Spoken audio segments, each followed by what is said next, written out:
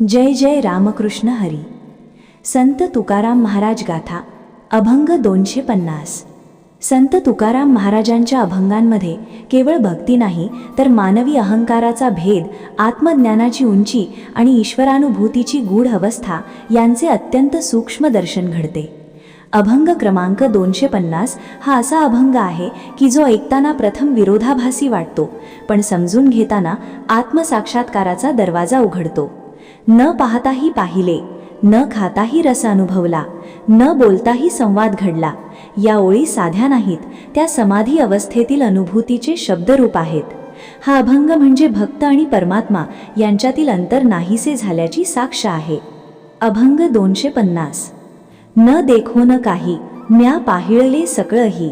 ध्रुव जालू अवधियाम परी, मी हे माझे ठेले दुरी. 1. न घेता घेतले, हाते पारही उसंतिले. 2. खादले न खाता, रसना रस जाली घेता. 3. न बोलोनी बोले, केले प्रगट झांकिळले. 4. नाही किलेले कानी, तुका म्हणे आले मनी.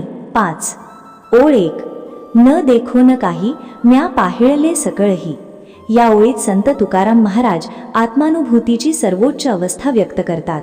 सामान्य माणसासाठी पाहणे म्हणजे डोळ्यांनी दृश्य ग्रहण करणे, पण तुकाराम म्हणतात की मी काहीच पाहिले नाही तरी मला सर्व काही दिसले. याचा अर्थ बाह्य इंद्रियांनी न पाहता अंतर्दृष्टीने संपूर्ण सत्य अनुभवले गेले. जेव्हा मन विषयांपासून निवृत्त होते तेव्हा डोळे बंद असूनही सत्य प्रकट होते. ही अवस्था म्हणजे अंतर्दृष्टी. संसारात आपण नेहमी दृश्यांवर विश्वास ठेवतो, रूप, रंग, वैभव, दुःख, सुख, पण हे सर्व क्षणभंगूर आहे. तुकाराम सांगतात की जेव्हा आत्मा जागृत होतो तेव्हा दृश्य जग निरर्थक वाटायला लागते. सकळ म्हणजे केवळ बाह्य जग नव्हे तर स्वतःचा अहंकार, दुःख, भय, जन्ममरण यांचे रहस्यही स्पष्ट होते. ही ओळ वेदांतातील नेत्रम चक्षुर्न पश्यती या भावाशी सुसंगत आहे, म्हणजे डोळे पाहत नाहीत तर चेतना पाहते. संतांच्या दृष्टीने खरी पाहणी म्हणजे ईश्वराची अनुभूती. ती शब्दात सांगता येत नाही म्हणून ते विरोधाभास वापरतात.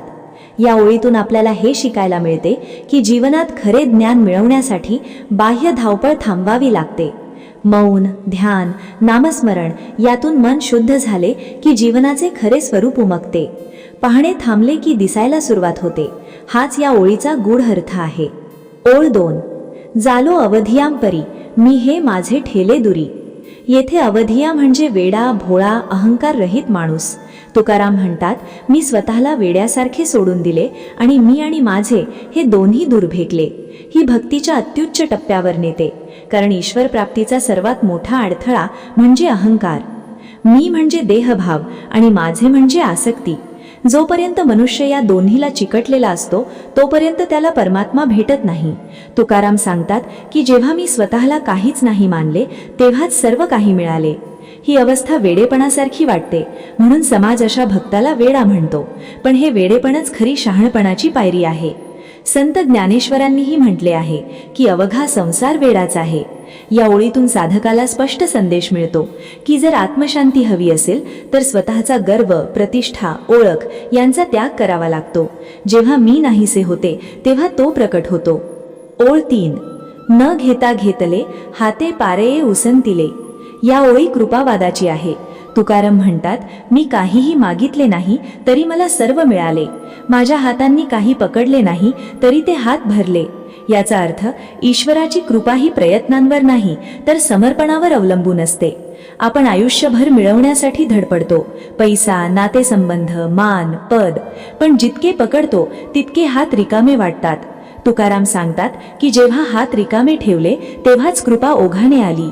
उसंतिले म्हणजे थांबणे. जेव्हा मनुष्य धाव थांबवतो तेव्हा जीवनाचा खरा अर्थ उमगतो. कृपा ही कमावता येत नाही, ती स्वीकारावी लागते.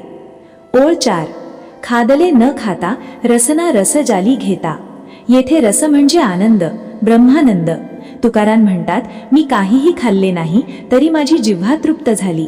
हा भौतिक अन्नाचा रस नाही तर नामस्मरणातून मिळणारा आध्यात्मिक आनंद आहे. संसारातील रस क्षणिक असतो, पण ईश्वर रस अमर आहे. जो एकदा तो अनुभवतो त्याला बाह्य सुखांची गरज उरत नाही. संत म्हणतात, नाम घेता घेता जीवनच गोड होते. ओळ 5. न बोलोनी बोले केले प्रगट झांकिळले. या ओळी समाधी अवस्थेचे वर्णन करते. बोलल्याशिवाय संवाद घडतो, ऐकले नसतानाही सत्य मनात उतरते. ही अवस्था म्हणजे ईश्वर थेट हृदयाशी बोलतो. जेव्हा शब्द थांबतात तेव्हा अनुभूती सुरू होते. तुकाराम सांगतात, मला काहीही ऐकावे लागले नाही, सत्य आपोआप मनात प्रकट झाले. शिकवण. या अभंगातून एकच मोठी शिकवण मिळते. ईश्वर बाहेर नाही, तो आत आहे. पाहण्याने, मिळवण्याने, बोलण्याने नाही, तर सोडण्याने, थांबण्याने, समर्पणाने तो सापडतो.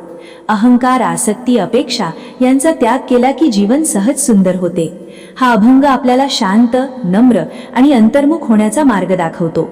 जर हा अभंग व त्याचा भावार्थ तुमच्या मनाला स्पर्श करून गेला असेल, जर तुम्हालाही कधी वाटलं असेल की मी काही न करता भरून आलो, तर समजा संत तुकाराम आजही तुमच्याशी बोलत आहेत. अशाच भक्तिपूर्ण, अर्थपूर्ण आणि जीवन बदलणाऱ्या अभंगांसाठी आपल्या ज्ञानाचे शिबिर या चॅनलशी नक्की जोडा रहा. भक्ती ही शब्दात नाही, ती अनुभूतीत आहे. रामकृष्ण हरी.